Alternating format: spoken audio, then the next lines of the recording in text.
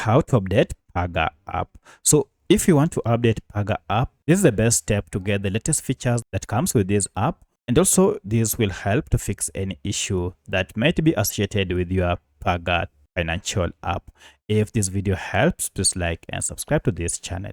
Alright, you can simply update your Paga app either from Google Play Store if you're on Android or App Store if you're on iPhone. For this case, I'm on Android.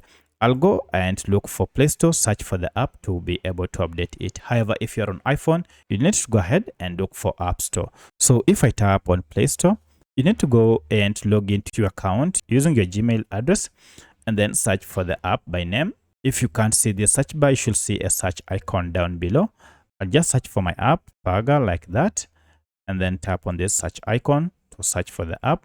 And as you can see, it is already installed. I'll tap on it. However, we have an update, which means I've been using an outdated version that is not secure. To update, tap on update, and this will download the latest version of Paga app and install it on your smartphone. Once the installation is done, you now have the latest version of Paga app. Proceed and tap on it to open and start transacting with this app.